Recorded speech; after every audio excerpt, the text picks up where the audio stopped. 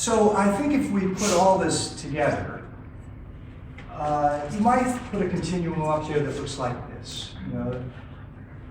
You all are in a big organization. I'm sure it can be very easy to feel like you're powerless. The powers that be don't involve you, or how can you make change in such a large organization? And that, I cannot dispute that, right?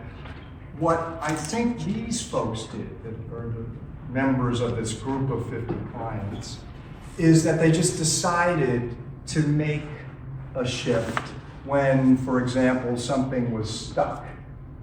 A mindset that they had. There was one guy who just had decided that a senior leader that he needed to have a relationship with was untrustworthy. And so I said to him, okay, but you need to have this relationship, right? She said, actually it wasn't a woman. She said yes. And I was like, okay, well then, who's acting here?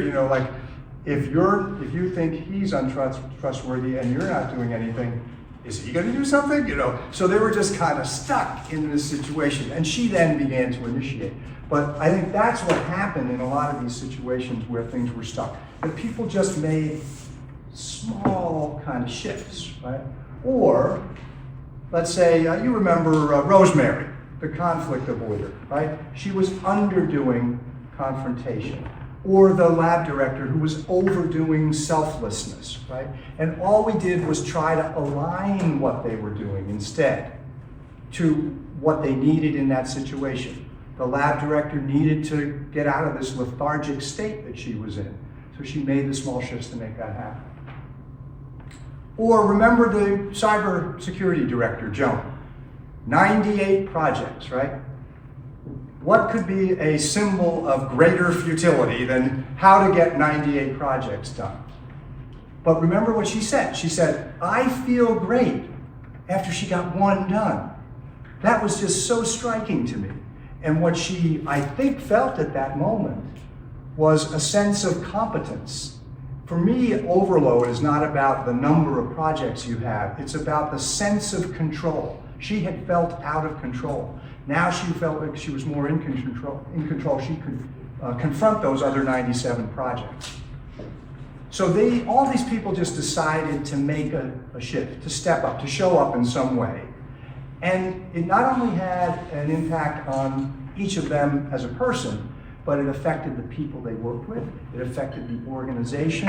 It had kind of the rippling effect that a small shift could have. So what I would like to suggest is that certainly for yourselves, there may be situations that you might just want to tweak, right? But think about your clients too. Like, how many of them feel powerless? How many of them feel out of control? How many of them feel the weight of the 98, right, on their shoulders? There might be a way that you could also frame their situations in the extremes and then have them work on a small shift that they could make. And my thought is that, as with these 50 clients, they don't need to catch the moon, they don't need to tame the raging sea.